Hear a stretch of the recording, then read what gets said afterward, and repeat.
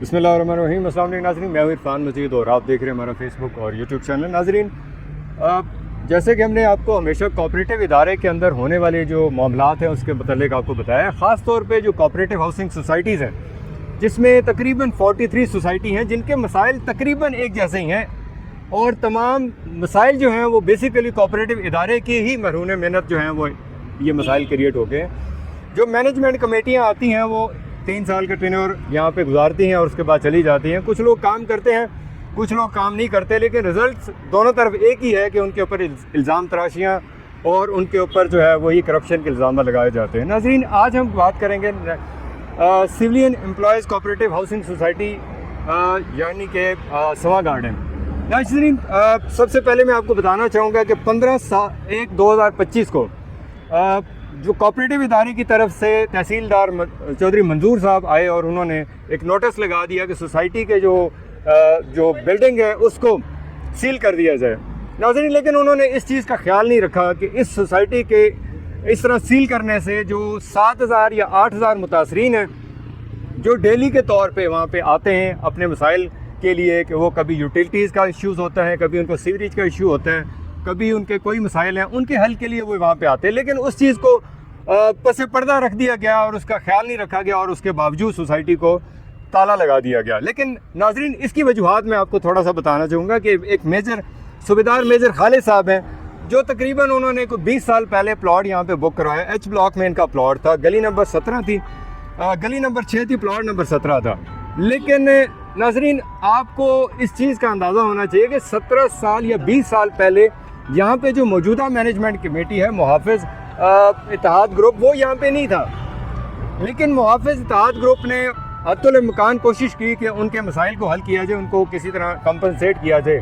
लेकिन इसका जो बैकग्राउंड है, क्योंकि मेजर साहब जो हैं, ये सूबेदार मेजर साहब जो हैं, इनका बैकग्राउंड आर्मी से है, इन्होंने अच्छी खासी कहीं से बैकग्राउंड से कोई सिफारिश करवाई, जिसकी वजह से आज हमने देखा कि आज के दौर जुमे वाला दिन है जी। आज की डेट में जो मौजूदा मैनेजमेंट कमेटी है जिसके सदर रज़ा सलीम गोंदल साहब हैं, उनको यहाँ पे डीसी साहब के ऑफिस में एक कोर्ट हीयरिंग पे बुलाया गया। लेकिन डीसी साहब से मैं भी अंदर चला गया, लेकिन डीसी साहब ने हमारा जो मौक़िफ़ था, क्योंकि मैं भी सवा गार्डन का मेंबर हूँ, हमारा मौक़िफ़ भी सुनना गवारा नहीं किया, बल्कि उन्होंने हमें भी और जो बाकी मीडिया के लोग से या जो और एप्लीकेंट थे उनको भी बाहर निकाल दिया ताकि उनके सामने ताकि बात ना हो। लेकिन ये सवाल या निशान है कि डीसी साहब उस मीडिया के सामने वो तमाम बातें करना जो है उनको अच्छा नहीं लगा। क्यों कि डीसी साहब जो है वो सिर्फ अपने मौक़िफ़ देना चाहते हैं, वो किसी का मौक़िफ़ सुनना ही नहीं चाहते। इरफान नवाज़ मेमन साहब जो हैं, हम उनको कदर से निगाह से देखते हैं, लेकिन जब मुतासरीन की बात आती है, जो सोसाइटियों को मामलात होते हैं, लेकिन वो सोसाइटियों के ऊपर उन्होंने तलवार रखी हुई है।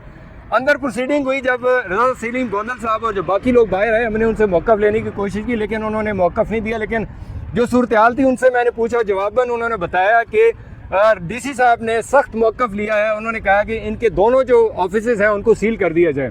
हालांकि जो अभी इनका ऑफिस है वो एक कम्युनिटी सेंटर है, उसको सील करने का कोई भी जवाब नहीं बनता और ना ही किसी तरीके से उसको सील किया जा सकता है। लेकिन क्योंकि यहाँ पे एक बदमाशिया है, जहाँ पे एक चीज़ जो है वो कह दी जाती है कि भाई हमारी चीज़ जो है, जो हमने बात कह दी, यही पत्थर पे लकीर है। लेकिन डीसी साहब पे मेरा सवाल ये बनता है कि ये मेम्बरान की सोसाइटी है, ना कि कोऑपरेटिव जो हेड है उनकी सोसाइटी। मेम्बरान के बारे में सोचना चाहिए, मेम्बरान के मौक़िफ़ को देखना चाहिए, मेम्बरान के जो तकलीफ़ है उनको सोचना चाहिए। उस चीज़ को आप एक पसे पर्दा रख देते हैं, उसके ऊपर बात नहीं करने देते और ना ही किसी की बात सुनते हैं। जो मैनेजमेंट कमेटी है उनकी बात भी आपने नहीं सुनी, उनका मौक़िफ़ नहीं सुना, लेकिन आपने एक तरफा डिसीजन दे दिया कि सोसाइटी के ऑफिस को सील कर दिया जाए और सोसाइटी के एसेट को बेच दिया जाए। ये एक सवालिया निशान है। ये मेम्बरान की सोसाइटी है, ये मेम्बरान का मौक़िफ़ होना चाहिए कि आया कि सोसाइटी के जो मामलात हैं वो किस तरह हल होने चाहिए। मैं इसी बात पे हम कई वीडियो बना चुके हैं और हमारा एक ही मौक़िफ़ था कि सोसाइटी के जो मामलात हैं मेम्बरान के हाथ में होने चाहिए। जैसे एजीएम के अंदर बहुत सारी चीज़ें डिस्कस होती हैं और उन पे डिसीजन लिया जाता है, लेकिन ऐसा क्यों नहीं हो रहा। ये ऐसा एक ग्रुप बन गया है, ये ऐसा एक कोऑपरेटिव इदारा बन गया, लेकिन वहाँ पे इनको मैनेजमेंट कमेटियाँ जो हैं वो पटवारी चाहिए, ना कि उनको मैनेजमेंट कमेटी चाहिए जो लोगों के मौक़िफ़ की तायीद करते हों। नाज़रीन, मैं आपके साथ ये सवाल बहुत लोगों के साथ छोड़ के जा रहा हूँ कि इन चीज़ों का हल कब निकलेगा और लोग कब इनको रिलीफ मिलेगा। इदारों के जंजालपुरे से या इदारों के झंझट से लोग कब तक जो है इसी तरह फंसे रहेंगे। हमारा ये आज भी सवाल है और हमेशा रहेगा। और हमने ये पहले कई दफ़ा हाई कोर्ट के अंदर कमिश्नर साहब को एक रिक्वेस्ट कर चुके हैं कि खुदारा इस कोऑपरेटिव इदारे पे रहम करें, इस कोऑपरेटिव इदारे को अलहदा कर दिया जाए, ये डीसी के चंगल से इसको निकाल दिया जाए, ताकि जब तक ये इदारा अपने पाँव पे नहीं खड़ा होगा, अपने फैसले खुद नहीं ले सकेगा, तब तक ये मामला कभी भी हल नहीं हो सकेंगे।